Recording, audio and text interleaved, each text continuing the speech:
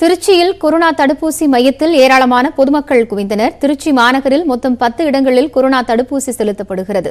இதில் மத்திய பேருந்து நிலையம் அருகே உள்ள கலையரங்க வளாகம் மற்றும் ரத்னவேல் தேவர் மன்றம் ஆகிய 2 இடங்களில் கோவாக்சின் 2ஆம் தவணை தடுப்பூசி போடப்படுகிறது. இந்த 2 இடங்களில் மக்கள் அதிகாலை முதலே நீண்ட வரிசையில் காத்திருந்தனர். காலை 8 மணிக்கு அவர்களுக்கு டோக்கன் வழங்கப்பட்டது. 2 மையங்களிலும் சுமார் 800 பேருக்கு தடுப்பூசி செலுத்தப்படுகிறது. 2வது தவணை போட்டுட்டு போகிறதுக்கு வந்தேன். பட் எர்லியராக வந்து டோக்கன்லாம் வாங்கிட்டேன். தே ஆர் டூயிங் வெரி குட் இது சர்வீஸ், அதான் ஒன்றும் சொல்லக்கூடாது, நோ டவுட்டு. இங்கே பின்னாடி பார்த்துருப்பீங்க, சேர்ஸ்லாம் போட்டு வாசலில் கேட்டில் இருந்து காவல்துறையெல்லாம் வந்து அவ்வளோ அருமையாக அமக்கலமாக they are doing very good organiser, நல்லா அருமையாக பண்ணாங்க. சேலம் மாநகரில் மொத்தம் 30 மையங்களில் கொரோனா தடுப்பூசி போடப்படுகிறது. இதற்காக அதிகாலை முதலே மக்கள் நீண்ட வரிசையில் காத்திருந்தனர். அம்மாப்பேட்டை முகாமில் ஏற்கனவே டோக்கன் வழங்கியவர்களுக்கு தடுப்பூசி செலுத்த காலதாமதம் ஏற்படுவதாக கூறி அங்கிருந்த பொதுமக்கள் ஊழியர்களுடன் வாக்குவாதத்தில் ஈடுபட்டனர்.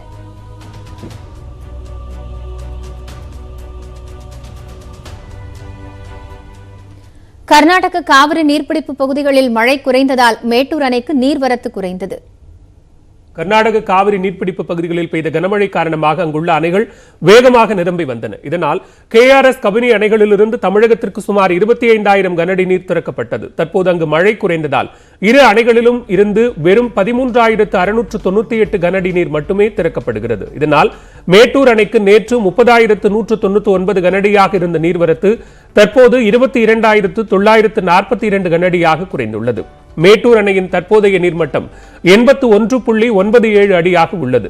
டெல்டா பாசனத்திற்காக அணையிலிருந்து வெளியேற்றப்படும் நீர் 10,000 கனஅடியிலிருந்து 14,000 கனஅடியாக அதிகரிக்கப்பட்டுள்ளது. தமிழ்நாட்டில் நாளையுடன் ஊரடங்கு நிறைவடையும் நிலையில் கூடுதல் தளர்வுகள் அளிப்பது குறித்து முதலமைச்சர் மு.க.ஸ்டாலின் இன்று ஆலோசனை நடத்துகிறார். தலைமைச் செயலகத்தில் நடைபெறும் ஆலோசனைக் கூட்டத்தில் மருத்துவத்துறை அமைச்சர், அத்துறையின் செயலாளர், தலைமைச் செயலாளர், அதிகாரிகள் மற்றும் மருத்துவ நிபுணர்கள் கலந்து கொள்கின்றனர். கொரோனா தடுப்பு நடவடிக்கையாக பள்ளிக் கல்லூரிகள் மூடப்பட்டுள்ள சூழலில் அவற்றை மீண்டும் திறப்பது குறித்து கூட்டத்தில் ஆலோசிக்கப்படலாம் என எதிர்பார்க்கப்படுகிறது. திரையரங்குகள், மதுக்கூடங்களை திறப்பது குறித்தும் அதிகாரிகளிடம் முதலமைச்சர் கருத்துக்களை கேட்டறியவுள்ளார். புதுச்சேரி நீங்கலாக பிற மாநிலங்களுக்கு இன்னும் பேருந்துகள் இயக்கப்படாததால் அது பற்றியும் கூட்டத்தில் ஆலோசிக்கப்பட வாய்ப்புள்ளது. சென்னை உள்ளிட்ட சில இடங்களில் மீண்டும் கொரோனா பரவல் அதிகரித்து வருவதால் அதை கட்டுப்படுத்த எடுக்க வேண்டிய நடவடிக்கைகள் குறித்தும் கூட்டத்தில் ஆலோசிக்கப்பட உள்ளது.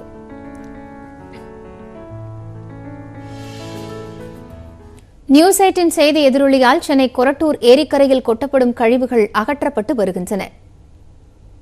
அம்பத்தூர் மண்டலத்துக்குட்பட்ட கொரட்டூர் ஏரி 900 ஏக்கர் பரப்பளவில் இருந்தது. தனியார் ஆக்கிரமிப்புகளின் காரணமாக அந்த ஏரியின் அளவு 650 ஏக்கராக சுருங்கியது. இந்நிலையில் பால் பண்ணை அருகே ஆக்கிரமிக்கப்பட்டுள்ள இடத்தில் அம்பத்தூர் தொழிற்பேட்டை நிறுவனங்களிலிருந்து வெளியேற்றப்படும் பிளாஸ்டிக் மற்றும் ரசாயன கழிவுகள் கொட்டப்பட்டன. இதனால் ஏற்படும் சுற்றுச்சூழல் பாதிப்பு குறித்து நியூஸ் 8 செய்தி வெளியிட்டது. இதன் எதிரொலியாக தற்போது அங்கு குப்பைகளை அகற்றும் பணி முழு வீச்சில் நடைபெற்று வருகிறது. 8க்கும் மேற்பட்ட லோடு வாகனங்கள் மூலமாக சுமார் 12 டன் குப்பைகள் அள்ளப்பட்டன. இவை அனைத்தும் அம்பத்தூர் அத்திப்பட்டில் உள்ள ஒருங்கிணைந்த குப்பை கிடங்கில் கொட்டப்படும் என்று மாநகராட்சி 7வது மண்டல அதிகாரி விஜயகுமார் தெரிவித்துள்ளார்.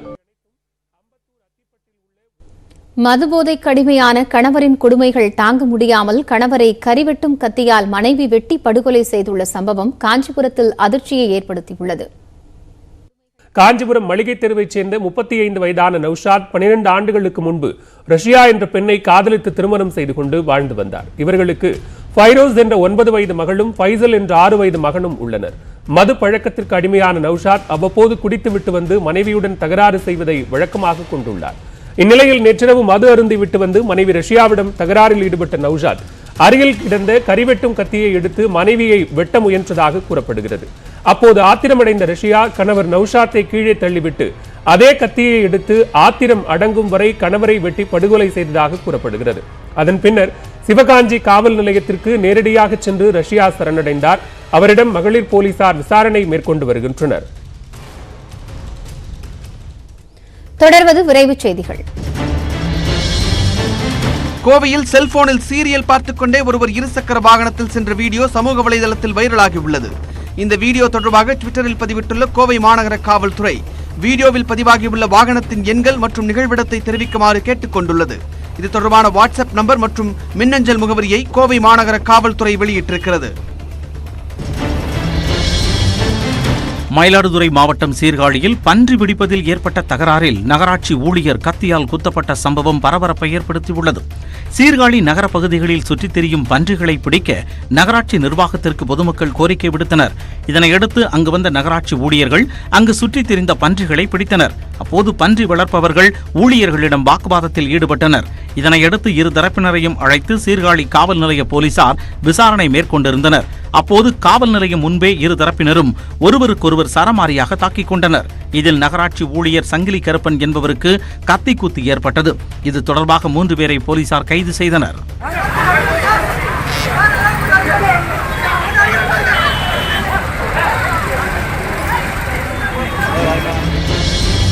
உயிரிழந்த வளர்ப்பு நாயின் உடலை கண்டு கர்நாடக முதலமைச்சர் பசவராஜ் பொம்மை கண்ணீர் விட்டு அழுத காட்சி வெளியாகியுள்ளது. கர்நாடக முதலமைச்சர் பசவராஜ் பொம்மை வீட்டில் வளர்க்கப்பட்டு வந்த நாய் கடந்த சில மாதங்களுக்கு முன்பு உடல்நலக்குறைவு காரணமாக உயிரிழந்தது. பின்னர் நாயின் உடலுக்கு அவரது குடும்பத்தினர் மாலை அணிவித்து அஞ்சலி செலுத்தினர். அப்போது பசவராஜ் பொம்மை நாயின் உடலுக்கு முத்தமிட்டு கண்ணீர் விட்டு அழுதார். இந்த காட்சி தற்போது சமூக வலைதளங்களில் வெளியாகியுள்ளது. முதலமைச்சர் பசவராஜ் பொம்மை விலங்குகள் நல ஆர்வலர் என்பது குறிப்பிடத்தக்கது.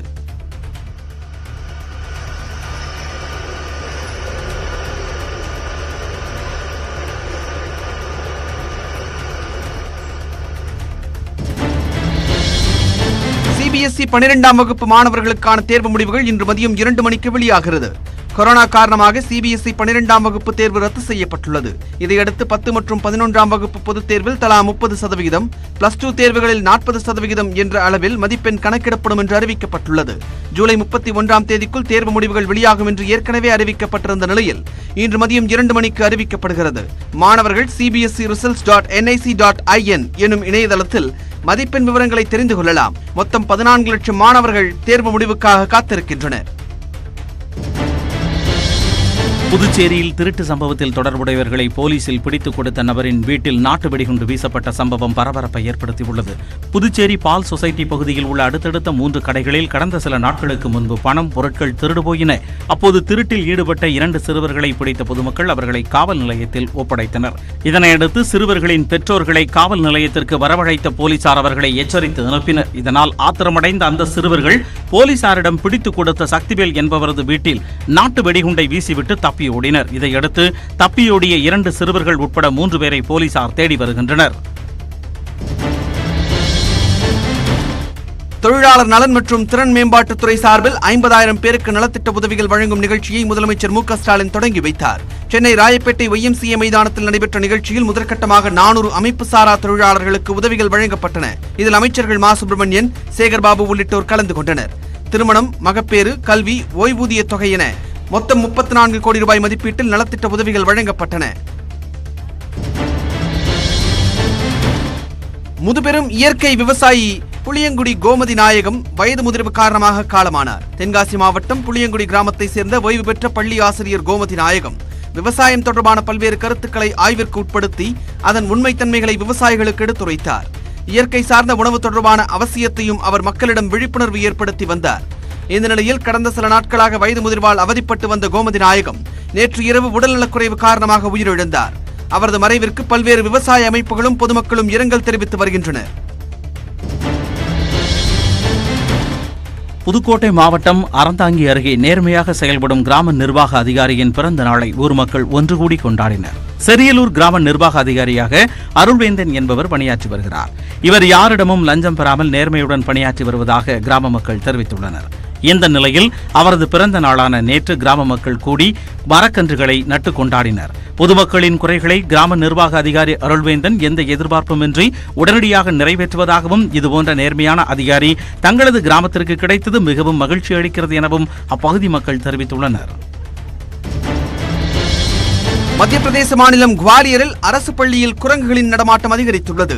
அங்குள்ள அலுவலகத்திற்குள் நுழைந்த குரங்கு ஒன்று தலைமை ஆசிரியரின் நாற்காலியில் அமர்ந்து கொண்டு கீழே இறங்க மறுத்தது.